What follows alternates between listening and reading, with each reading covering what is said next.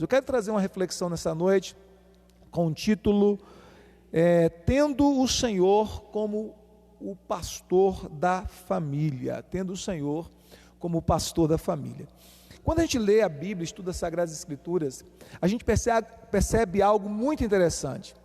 Tanto no Antigo Testamento como no Novo Testamento, Deus se apresenta como o pastor do seu povo. Tanto é assim que ele diz assim, que nós somos ovelhas do seu pastoreio, nós somos ovelhas do seu pasto.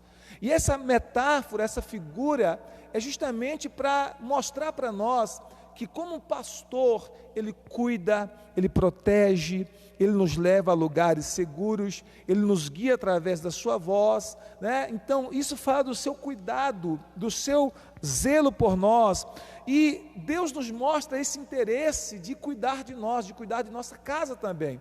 Então, o Senhor como pastor não se aplica somente à nossa vida pessoal, individual, mas essa aplicação também, ela alcança a nossa família, essa aplicação também alcança o nosso lar, porque Deus quer ser o pastor de nossa casa, Ele quer ser o pastor de nossa família, significa dizer que Ele quer estender a toda a nossa família a sua proteção, o seu cuidado, a direção, né? Ele guiando a nossa família através de pastos verdejantes, como diz a palavra de Deus. Então, o Salmo 23 nos mostra, quando uma pessoa tem o Senhor como seu pastor, e claro, isso se aplica também à família, nós podemos experimentar muitas bênçãos, bênçãos tais como provisão. Então, a primeira coisa que nós podemos experimentar, tendo o Senhor como nosso pastor, é provisão. O Senhor se torna aquele que provê, o nosso provedor, para todas as nossas necessidades, necessidades espirituais, necessidades emocionais, necessidades sociais, necessidades físicas. Ele é aquele que provê para cada uma das nossas necessidades, nas mais distintas áreas, nas mais diferentes áreas da nossa vida. Então ele se torna o nosso provedor. Quando o versículo 1 diz assim: o Senhor é o meu pastor, nada me faltará. Algumas versões dizem assim, na NVI, por exemplo, diz assim: o Senhor é meu pastor e eu tenho tudo o que eu preciso. O Senhor é meu pastor e eu tenho tudo o que eu preciso. Glória a Deus. Sabe o que significa? Ele é aquele que provê. Então, se Ele é o pastor da minha vida, se Ele é o pastor da minha família, se Ele é o pastor da minha casa, o que eu vou experimentar com isso? Eu vou experimentar provisão. A Bíblia nos fala, por exemplo, que o seu divino poder nos concedeu tudo o que é necessário para que nós pudéssemos viver uma vida abençoada, uma vida plena, uma vida à altura do que Ele planejou para nós, uma vida à altura do que Ele sonhou e idealizou para nossas vidas. Então, se nós temos Cristo como nosso Senhor e pastor, se nós temos Jesus como nosso pastor, como eu disse no domingo, Ele se torna a nossa fonte de tudo aquilo que é necessário para a nossa vida. Ele é fonte de paz, Ele traz então provisão de paz, Ele traz provisão de segurança, Ele traz provisão de bênçãos espirituais, Ele traz provisão de suprimentos para as nossas necessidades físicas, enfim, Ele traz provisões para cada área da nossa vida. Então nós temos direção quando o Senhor é o nosso pastor. Outra coisa que nós temos é direção, nós temos provisão, e também nós temos direção. Versículo 2 diz assim: Ele nos faz repousar em pastos verdejantes, leva-nos para juntos de água de descanso. Então o Senhor nos guiará, diz a Bíblia, a águas de descanso, a águas de paz e tranquilidade. Ele também nos guiará por veredas da justiça. Isso significa que o Senhor nos dará direção através da sua palavra e através do seu Espírito Santo e através dos seus mensageiros. Então Ele nos dará direção.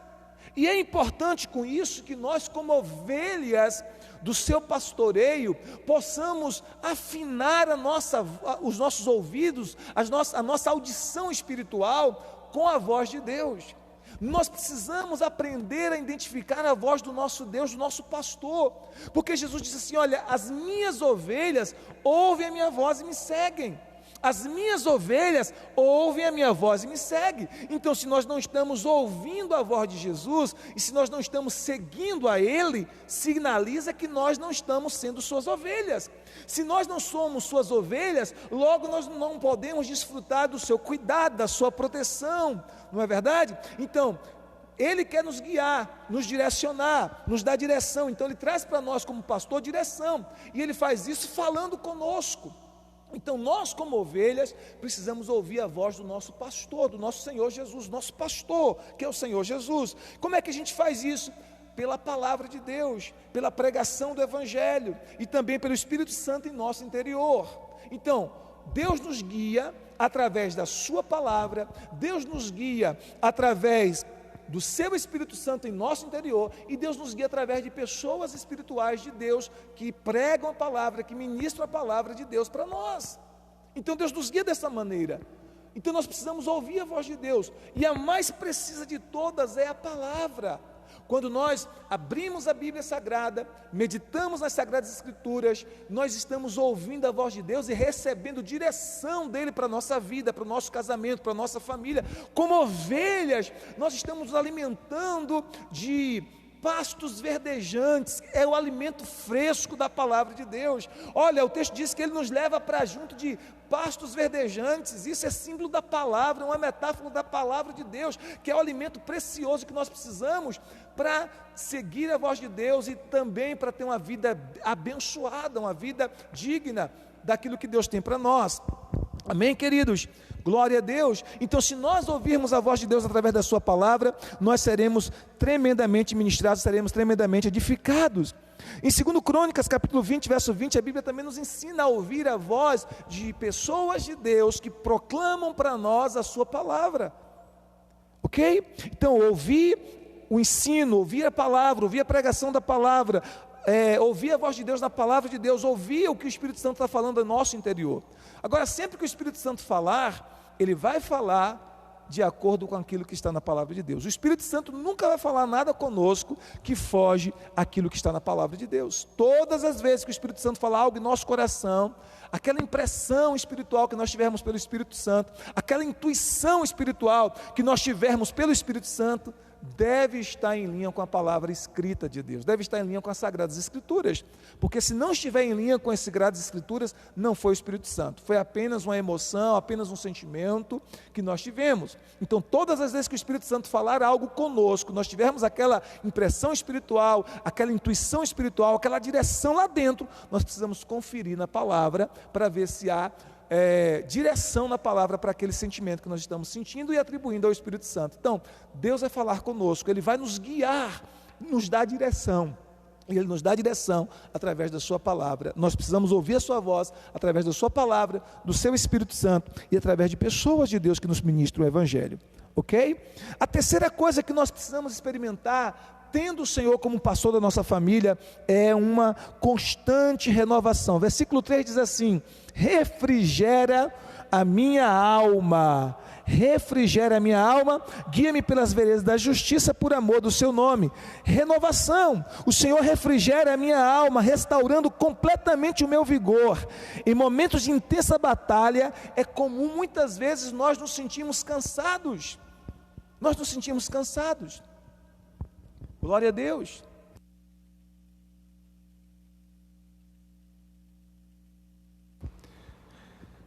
Nós podemos nos sentir cansados, desanimados. Por isso nós precisamos ser renovados pelo Senhor. Nós precisamos ser renovados pelo Senhor. Então, em momentos de intensa batalha, nós precisamos dessa renovação. E o texto diz assim, que Ele refrigera a nossa alma.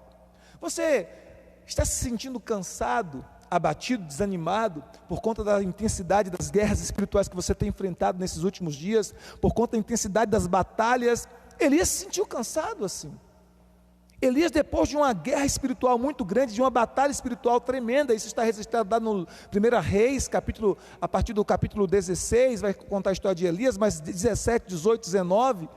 nós vemos essa guerra espiritual, essa batalha espiritual que Elias enfrentou, o profeta Elias enfrentou, contra a idolatria e a feitiçaria que estava reinando, imperando ali em Israel. E depois de vencer aquela batalha com os profetas, os falsos profetas de Baal e de Azerá, a Bíblia diz que Jezabel ameaça Elias, ameaça matá-lo, e por conta dessa ameaça, Elias corre desesperado, tentando salvar a sua própria vida, e ele já não está mais aguentando, está sem força, desanimado, e chega em determinado lugar que ele chega a pedir a Deus que levasse ele embora, que o matasse, né? Chega a pedir a morte a Deus, de tanto desanimado, cansado, abatido que Elias estava. Mas Deus vem e fala com Elias, não é? Deus primeiro traz alimento para Elias, através daquele anjo, que diz para ele: olha, pão e água, come, bebe, porque o teu caminho ainda é sobre modo longo. Depois a Bíblia diz que Deus fala com Elias, que estava na caverna, através de um cício suave. Deus fala com Elias, que ele ainda seria instrumento para derramar unção sobre Geu, sobre Azael e sobre Eliseu. E Deus renova e refrigera Elias, e dá a Elias uma outra missão. Então muitas vezes, quando nós estamos nos sentindo assim, cansados, desanimados, abatidos por conta da intensidade das guerras espirituais, por conta da intensidade das batalhas espirituais, nós precisamos de ser renovados, e o Senhor, Ele quer nos renovar. E o texto diz isso: Ele refrigera a nossa alma. Ele quer renovar a tua casa, Ele quer renovar as forças do teu marido, da tua esposa, Ele quer renovar as forças dos teus filhos, Ele quer renovar, Ele quer trazer esse refrigério para a sua família, Ele quer trazer esse refrigério para a sua alma. Então, às vezes, em determinados momentos, nós vamos precisar desse refrigério do Senhor, e que nessa noite o Senhor possa nos refrigerar, o Senhor possa nos renovar, para que nós possamos recobrar o ânimo. Sabe o que diz a palavra de Deus em Isaías 40, verso 31? Que aqueles que esperam no Senhor renovarão as suas forças, subirão com asas como águias, correrão e não se cansarão, caminharão e não se fatigarão. Olha que promessa maravilhosa: terão as suas forças renovadas. Então os que esperam no Senhor renovarão as suas forças. Então essa é a promessa que nós encontramos também no Salmo 23. Ele refrigera a nossa alma, renova as nossas forças. Outra promessa para aqueles que têm o Senhor como seu pastor, para aquela família que tem o Senhor como seu pastor, é a promessa da sua presença. Versículo de número 4 diz assim: ainda que eu andasse pelo vale da sombra e da morte, não temeria mal algum, porque tu estás comigo, a tua vara e o teu cajado me consolam. Olha o que ele diz: ainda que eu andasse pelo vale da sombra e da morte, não temeria mal algum. Por que eu não temeria mal algum? Porque tu estás comigo. Então o Senhor promete que nas horas turbulentas, nas horas tenebrosas, nas horas de dor e aflição, Ele estaria conosco. Não somente nessas horas, mas também nessas horas. Ele nunca nos abandonaria. Ele diz na sua palavra: nunca te deixarei, jamais te abandonarei. Amém? Então nós precisamos crer nessa palavra. Ele diz na sua palavra: eis que estou convosco todos os dias, até a consumação dos séculos. Isso é verdade de Deus para a minha vida e para a sua vida. Então Ele promete ser presente. Se Ele for pastor da nossa casa, Ele estará presente em nossa casa, em nossa família, seja nos momentos agradáveis e bons, seja nos momentos difíceis, desafiadores, nos momentos de luta que a família enfrenta, nos momentos de batalha que a família enfrenta, nos momentos de dores intensas que a família enfrenta. Ele estará presente. Ele nunca vai nos abandonar, nunca vai nos deixar. É sua promessa para nós, é sua promessa para a minha casa e para a sua casa, para a minha família e para a sua família. Então Ele promete estar sempre presente. Aleluia! Isso é maravilhoso, isso é consolador e animador, saber que o Senhor sempre estará presente conosco. Amém? Então Ele promete em sua palavra que estará conosco. E nesse texto o salmista diz assim: ainda que eu passasse pelo vale da sombra e da morte, não temeria mal algum, porque tu estás comigo. Você tem feito do Senhor o seu pastor, você tem feito do Senhor Jesus o pastor da sua casa, o pastor da sua família. Se você tem feito isso, você pode contar com a presença dEle com você, sempre, constantemente. Uma outra bênção que Ele libera sobre aqueles que o têm como seu pastor é consolo e proteção. Ele diz assim no versículo 4 ainda: tua vara e o teu cajado me consolam.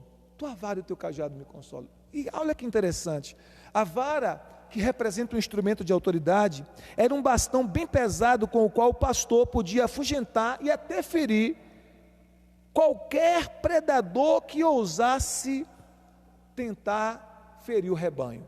Então tinha uma ponta afiada, e o pastor podia bater com aquela vara em um predador, em um lobo, por exemplo, que tentasse devorar uma ovelha do rebanho. Ele batia naquele predador, ele feria aquele predador, ele expulsava aquele predador, usando a vara. teu instrumento de autoridade. Ele diz também o teu cajado.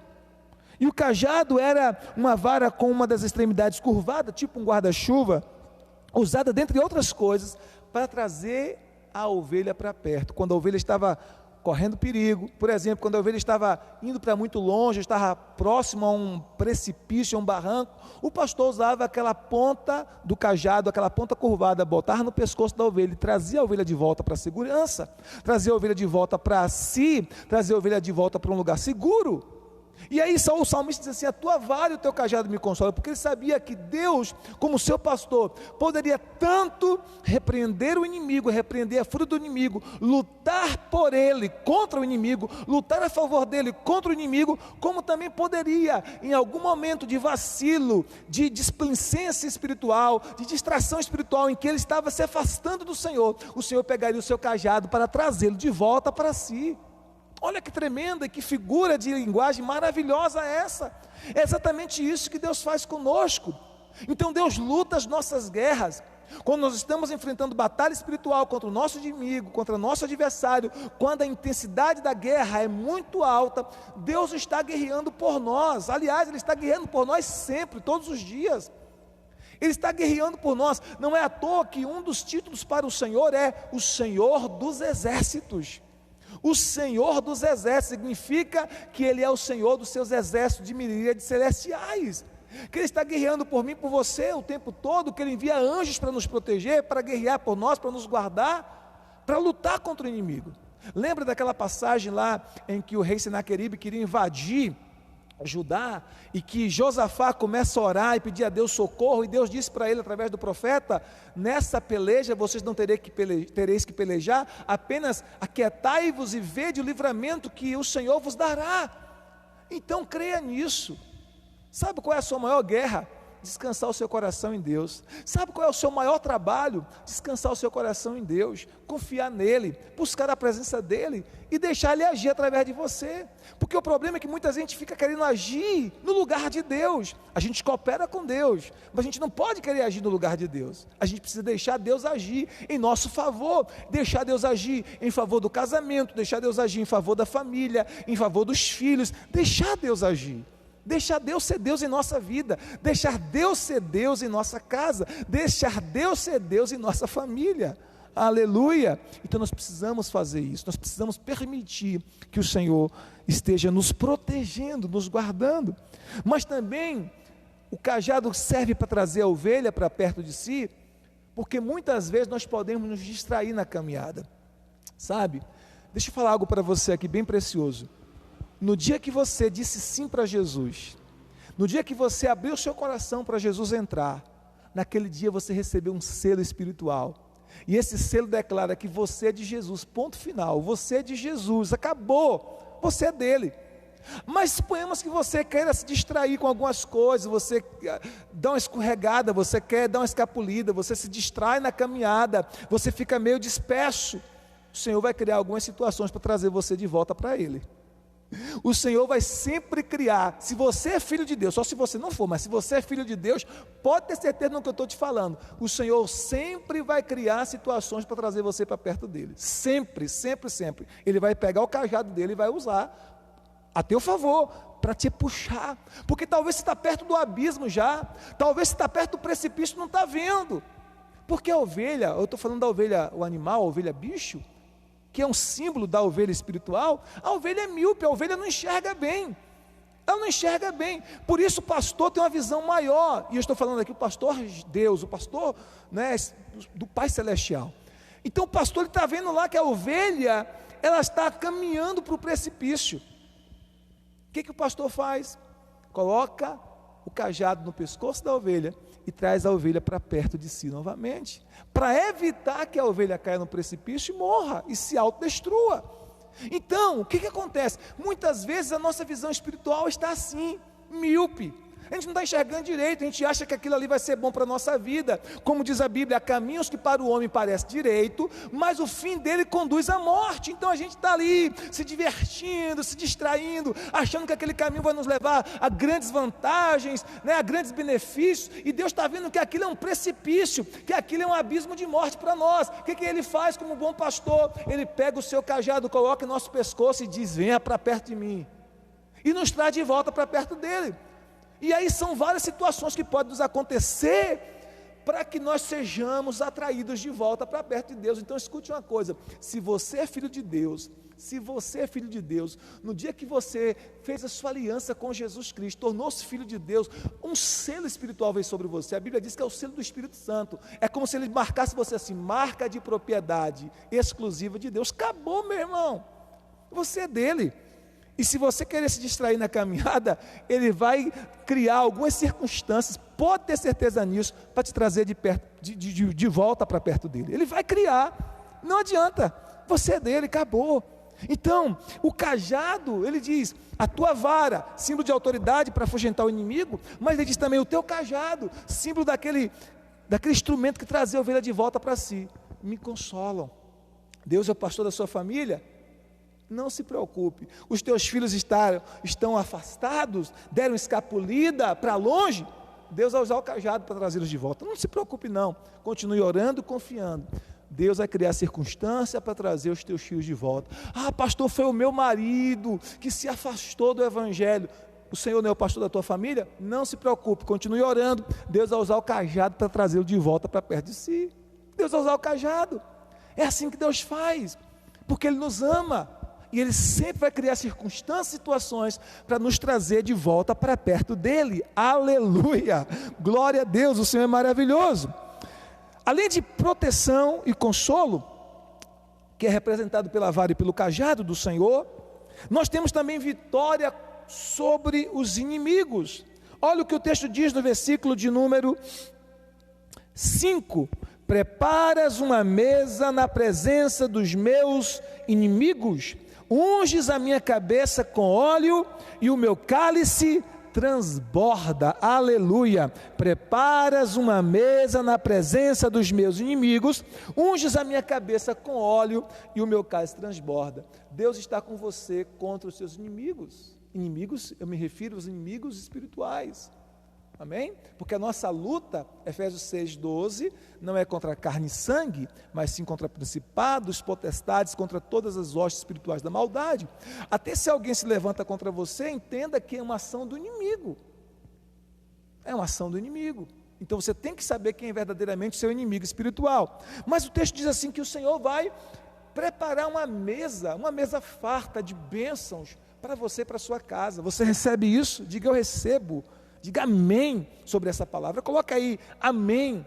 Se você recebe isso, Deus vai preparar uma mesa farta de bênçãos, uma mesa de bênçãos abundantes para você e sua casa, e o inimigo vai ficar doido, maluco, o diabo vai ficar endemoniado, porque ele vai ver tantas bênçãos que Deus tem dado a você e a sua casa, tantas bênçãos que Deus tem dado a você e a sua família, tantas bênçãos que Deus tem dado a você e o seu lar, porque Ele é o pastor da sua casa. E aí Ele diz assim: prepara uma mesa na presença dos meus inimigos. E o que mais? Unge a minha cabeça com óleo. Óleo aqui é um tipo do Espírito Santo, é símbolo do Espírito Santo. E o meu cálice transborda, abundância. Haverá um transbordar das bênçãos de Deus sobre a sua casa, da presença de Deus, da graça de Deus, do cuidado de Deus sobre a sua casa, sobre a sua família. Há uma unção. Sabe o que a Bíblia fala? Em todo tempo, sejam alvas as tuas vestes, e nunca falte o óleo sobre a tua cabeça. Vou repetir, Eclesiastes diz isso. Em todo tempo, sejam alvas as tuas vestes, e nunca falte o óleo sobre a tua cabeça. Óleo sobre a cabeça, aqui já falei, é um símbolo da unção do Espírito Santo sobre nós. Não é? É Deus nos ungindo. E sabe o que a Bíblia diz em Isaías 10, 27? Que a unção despedaça todo jugo. O jugo é despedaçado por causa da unção. As amarras, elas são despedaçadas por causa da unção. Há alguma amarra na sua família? há alguma amarra no seu casamento, há alguma amarra que impede vocês, você e a sua casa, você e a sua família, de experimentar e viver o pleno potencial de Deus para a vida de vocês, o pleno propósito de Deus para a vida de vocês? Há uma unção para quebrar isso, há uma unção para quebrar esse jugo, há uma unção para quebrar essas amarras. Então a Bíblia diz que a unção despedaça o jugo. E que unção é essa? É a unção do Espírito Santo, é o Espírito Santo nos ungindo. O que é a unção, pastor? É uma capacitação sobrenatural de Deus para fazermos e sermos aquilo que a gente não conseguiríamos fazer, nem ser sem essa unção.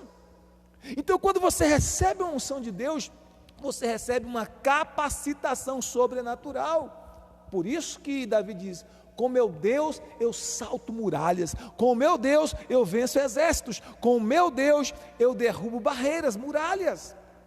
Olha que tremendo isso. Era uma unção sobre ele.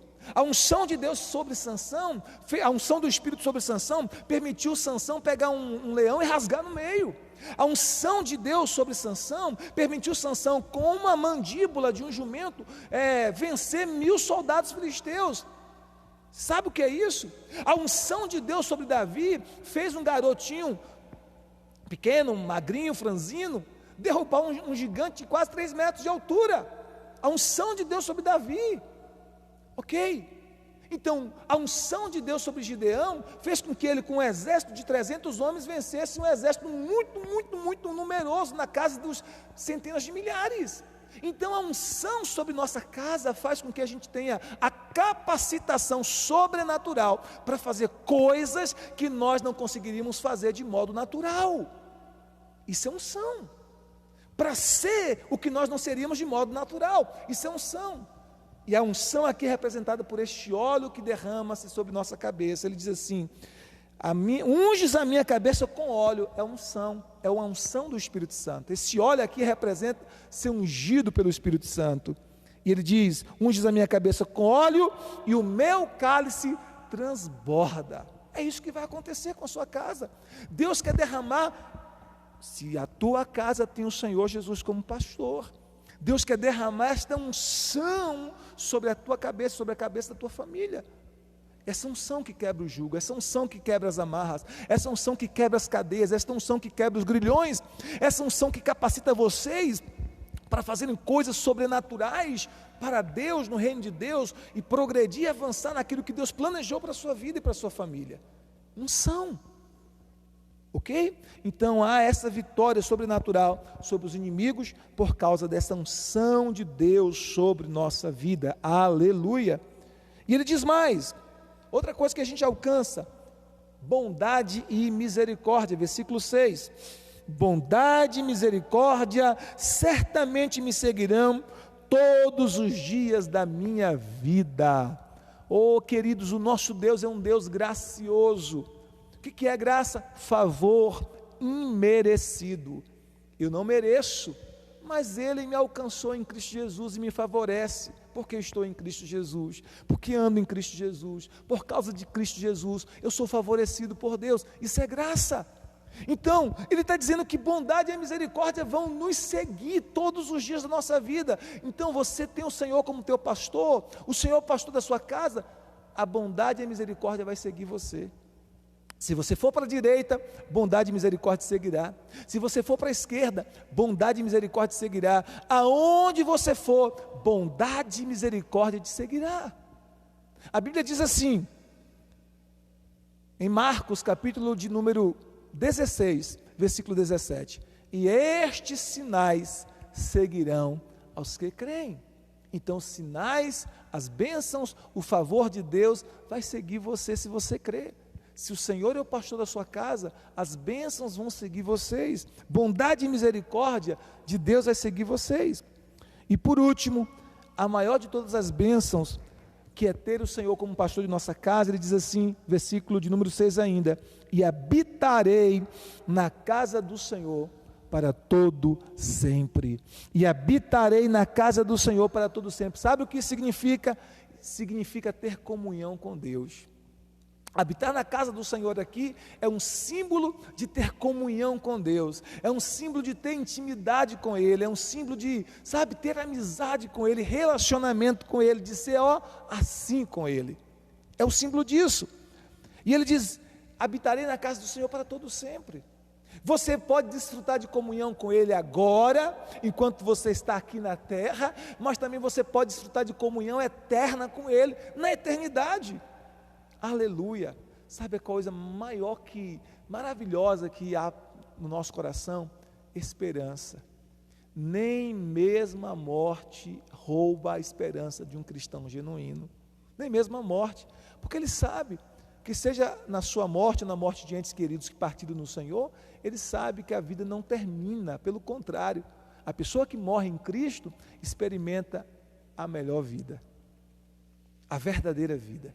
Paulo disse isso: desejo partir e estar com Cristo, o que é incomparavelmente melhor. Todavia, por causa de vocês, ele está falando aos Filipenses, prefiro ficar. Então ele sabia que estar com Cristo, que partir e estar com Cristo seria melhor, mas ele diz: olha, por causa de vocês, porque se eu partir eu não posso estar entre vocês e fazer a obra que tenho feito entre vocês, eu creio que eu vou ficar um pouco mais, eu creio que Deus me permitirá ficar aqui um pouco mais. Então assim, queridos, nem a morte rouba essa esperança do cristão. Ele sabe que ele tem comunhão com Deus agora e terá comunhão com Deus na eternidade. Quem prefere o Senhor agora, vai estar com Ele na eternidade. Quem rejeita o Senhor hoje, infelizmente, não estará desfrutando da sua presença na eternidade. Entende isso? Então, olha o que o texto diz: habitarei na casa do Senhor para todo sempre. É uma promessa de Deus para a minha vida, é uma promessa de Deus para a sua vida, é uma promessa de Deus para a sua família. Se nós tivermos o Senhor Jesus como nosso pastor, nós desfrutaremos de comunhão eterna com Ele. Uma comunhão que começa agora, mas que não termina nunca, nem mesmo com a morte. Uma comunhão eterna. São essas as bênçãos que Deus tem para a minha família e para a sua família. Que o Senhor seja o pastor da minha casa. Que o Senhor Jesus seja o pastor da sua família. Amém?